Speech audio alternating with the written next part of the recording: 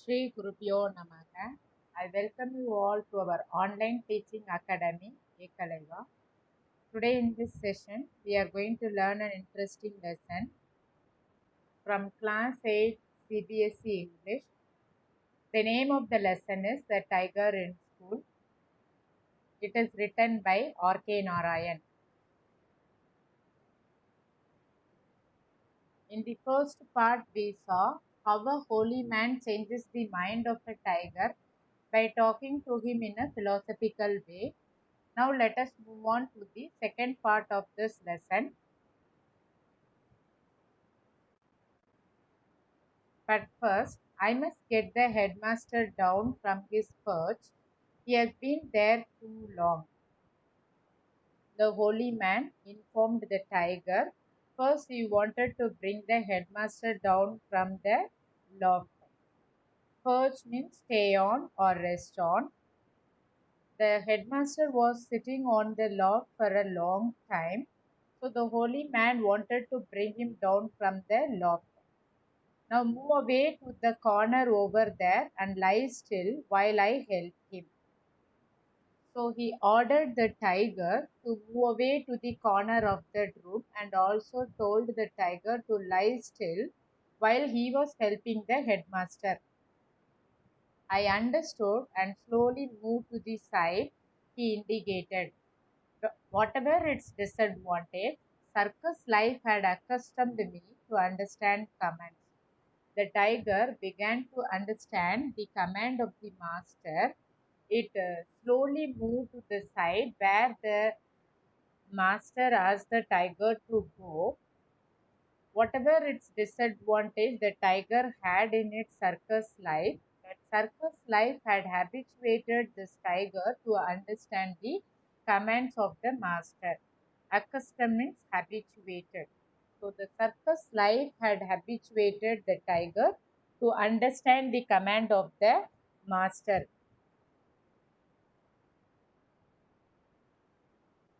I moved to the other wall and crouched there humbly. I wanted to show that I had no aggressive intention. The tiger obeyed for the command of the master and moved to the other side of the wall and crouched there humbly. Crouch means bend down or stooped there, because he wanted to show that he had no aggressive intention of attacking anybody. Now my master ordered, turn your face to the wall and do not stir. If the headmaster thinks you are lifeless, so much the better. The situation is delicate and you must do nothing to worsen it. God knows how long he has been cooped up there. The tiger's master again ordered the tiger to turn his face to the wall and also informed the tiger not to move from there. If the headmaster thinks that he was lifeless, that would be better for that situation, because the holy man informed the tiger now the situation was fine and the tiger must not do anything to worsen it. He also told the tiger God knew how long the headmaster had been cooped up in the loft. Cooped up means confined in a restricted place.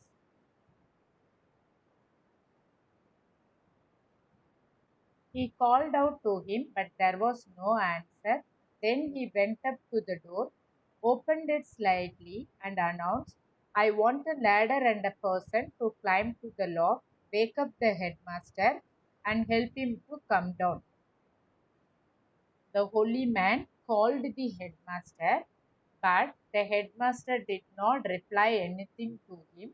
So the holy man went near to the door and opened the door slightly and declared to the people, those who were standing outside that room, that he wanted a ladder and also a person to climb to the loft to help the headmaster, to wake up the headmaster who was sleeping on the loft and to help him to come down from the loft.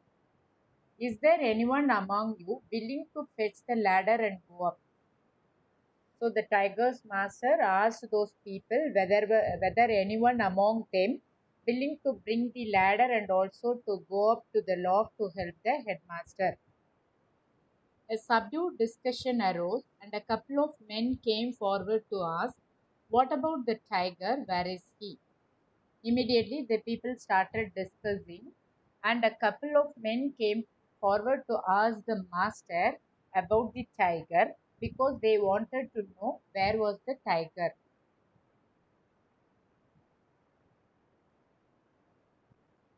You have all improved to the extent of not referring to him as brute or beast, but I am sorry to note that you still have no confidence on him or me. The holy man informed them that they had all improved to the extent of not referring the tiger as a brute. Brute means a strong animal. But he was sorry to note that they had still no confidence on the holy man or on the tiger. Let me assure you that this tiger will harm no one. This had no effect on anyone. There was no response. He said, "All right, I will manage." The holy man promised them that the tiger would not harm anybody, but that had no effect on anyone because nobody gave any response for that. So the holy man informed them that he would manage the situation without their help.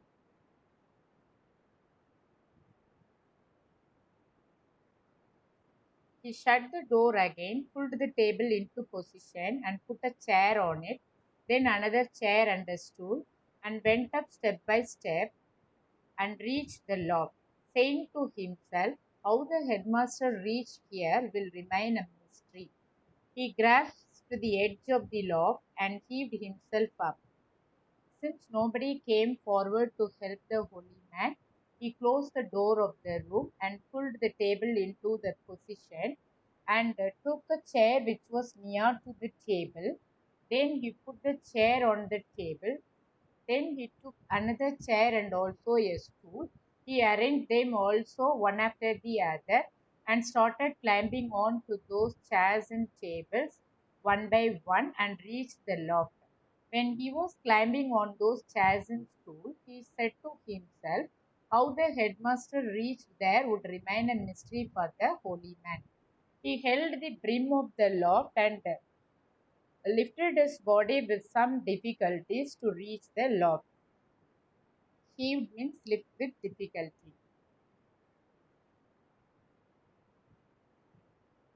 Presently, I heard him waking the headmaster and coaxing him to climb down. I could not see him coming down as I had to lie facing the wall. I could only hear movements and words. Presently, the tiger was able to hear the holy man's voice waking the headmaster and also requested the headmaster to come down from the loft. The tiger could not see the headmaster coming down as he had to lie facing the wall. He could only hear the movements and words of the headmaster. My master exerted all his power to persuade him to come down. I sensed what was happening and, though curious to watch, did not turn around as I did not want to disobey my master. The tiger's master used all his power to make the headmaster to come down. The tiger sensed all those things. Even though he was curious to watch what was happening there, he did not turn around as he did not want to disobey for his master.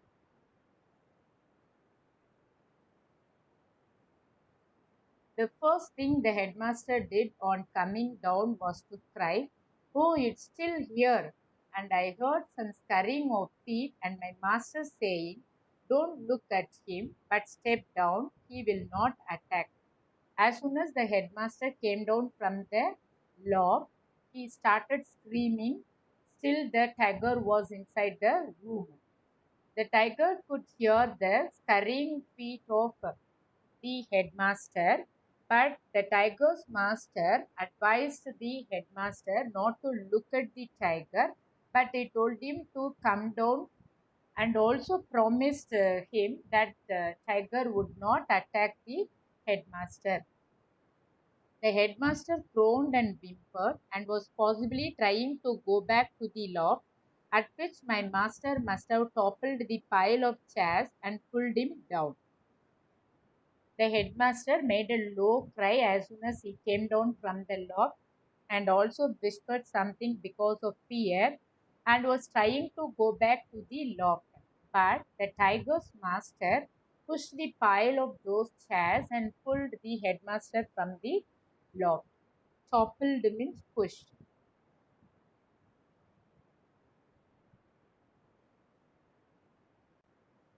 I heard a thud and guessed that the poor man had landed on firm ground.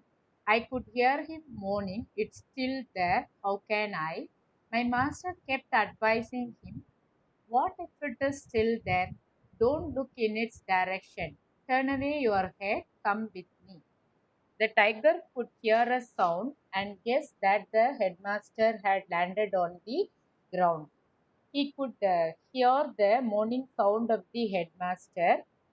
The headmaster told that the tiger was still in that room. How could he come down? But the tiger's master kept advising the headmaster, "What if it was on that room?" And also told the headmaster not to look in its direction. He asked him to turn away his head and also to come along with him.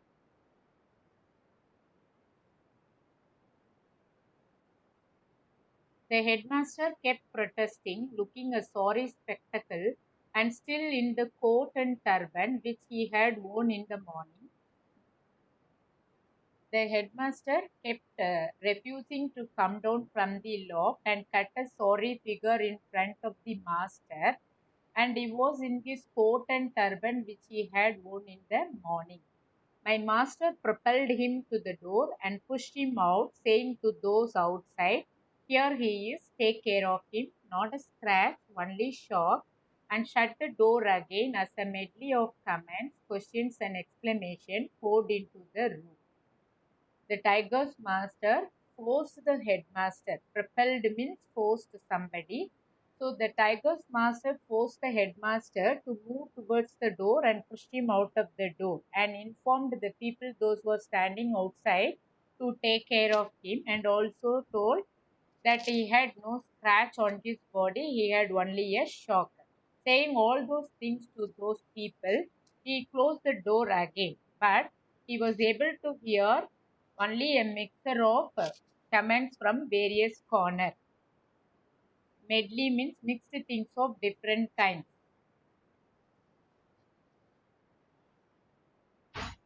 Now he addressed me, "Now turn around, get up, and do whatever you like." I stretched myself, yawned, and rose to my feet. That was all I could do. I felt grateful. Now the tiger's master looked at the tiger and told the tiger to turn around and also to get up and do whatever he wanted to do. The tiger stretched himself and yawned and also rose to his feet because that was all the tiger could do at that moment. The tiger felt grateful to his master, but I could not make out his form clearly. But the tiger was not able to see his master clearly. There was a haze in which he seemed to exist, a haze that persisted all through our association. At no time could I be certain of his outline or features except what I could gather from his talk. The tiger says the tiger was able to see only the slight visibility of his master. Haze means slight visibility. The slight vision of his master was seen by the tiger. He was not able to see him clearly throughout their conversation. At no time the tiger was not sure of his outline or features, but he was able to understand his comments.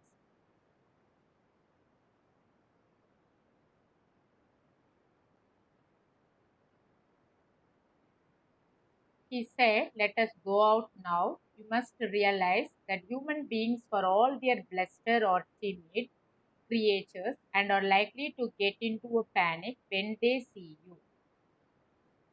The holy man informed the tiger that they can go out now, and also told the tiger to realize that human beings, for all their blessings, are timid creatures. If they look at the tiger, they may likely to get into a panic. Bluster means talk in an aggressive way. Human beings may talk in an aggressive way, but actually they were timid creatures. And if they look at the tiger, they may likely to get into a panic. The holy man wanted the tiger to understand that. But don't look at them. This is one of the rules of yoga, to steady one's mind, to look down one's nose and at nothing beyond. That's one way not to be distracted and to maintain one's peace of mind. The tiger's master informed the tiger not to look at those people. He informed one of the rules of the yoga to the tiger. He told the tiger to steady his mind, and also told the tiger to look down at his nose and at nothing beyond, because that was the only way not to be distracted and also to control his mind, to get a peace of mind. I would ask you to keep your head bowed and cast your eyes down and make no sort of a sound, whatever may be the reaction of the people we pass. The holy man advised the tiger to keep his head bowed and also to look at his eyes down, and he told the tiger that he should not make any kind of sound, whatever may be the reaction of the people when they were passing through them. We are bound to meet crowds during our passage through the town. People are likely to get excited at the sight of us, but you must notice nothing. The holy man told the tiger that they were bound to meet crowds of people during their passage through the town, because people are likely to get excited when they look at them. But he informed the tiger that he must notice nothing.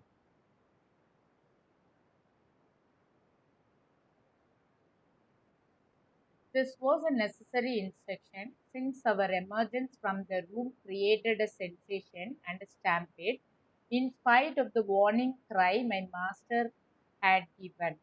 Now I am coming out with the tiger. Those who are afraid, keep away. But I assure you again that Raja will not attack anyone.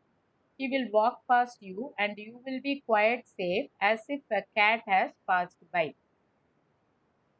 Now the holy man started giving necessary information for the people. He told them that he was going to come out with the tiger. Those who were afraid can move away from that place. But he promised them that tiger would not harm anybody, and also told them that he would walk past them as if a cat had passed by. In spite of the warning given to them, their emergence from the room created a sensation and a stampede. Stampede means a situation people move in same direction.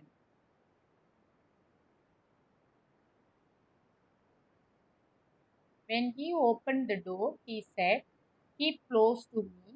As he stepped out of the room, I was at his heels, saw no one, but only heard suppressed, excited comments and whispers from different corners. When the holy man opened the door, he informed the tiger to come closer to him.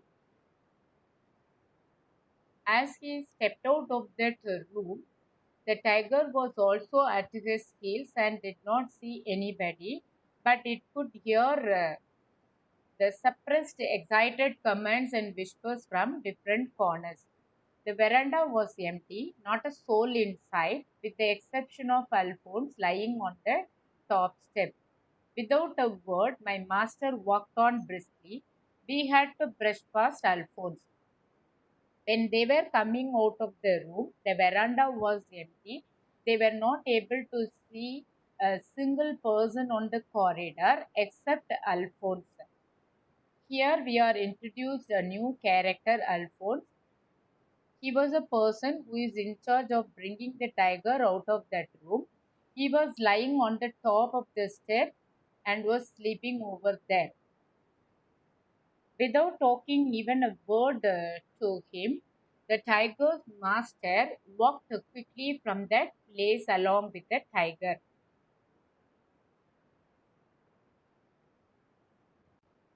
The breeze of our movement seemed to have blown on his face, and he immediately sat up, rubbed his eyes to see clearly, blinked, shook his head, and muttered, "Crazy dream," and laid himself down and apparently went back to sleep.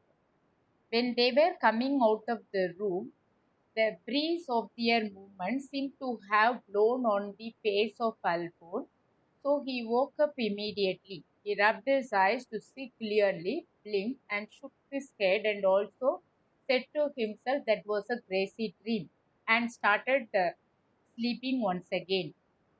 But he sat up again to watch us go. We had gone past him a little way when he cried, "Hey, you bearded one, you again. Won't leave me alone, even in a dream. Hey, what is this?" But he got up again to watch us go. We were moving in the corridor a little away. He called the tiger as a bearded one and told that the tiger was frightening him even in his dream, and asked the holy man what was that.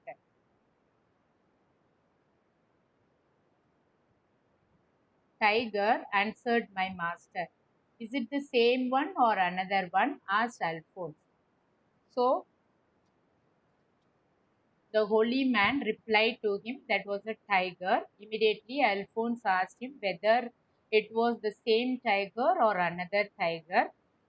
"Same and another," answered my master cryptically. "How?" "Oh, yes, of course," he muttered, puzzled. The holy man replied to him that was the same tiger and another, with a hidden meaning. What was the hidden meaning here? The holy man wanted Alphonse to know that was the same tiger, but it was not same in its behavior now. The tiger was completely changed in its behavior. In the beginning, it was a ferocious tiger. Now it was not a ferocious tiger. Alphonse first confused, and then he agreed to that. "You may touch the tiger if you like." "No, no, go away." He waved us off angrily and resumed his sleep. The holy man asked Alphonse to touch and see the tiger if he wanted to do. But Alphonse refused immediately and started sleeping once again. Resumed means continued. So Alphonse continued to sleep once again. I hope all would have understood this lesson. What do we learn through this lesson? What was the message we are getting through this lesson? If we are with the bad people, we will also become bad. If we are with good people, we will also become good. Actually, the tiger was a ferocious animal, but when he was with the companion of a holy man, it also changed into a submissive tiger and an obedient tiger. So, if we also join with good people, we will also behave in an expected manner. If you like my video, please do subscribe so that whenever I upload a new video, you will get notification. Thank you for watching.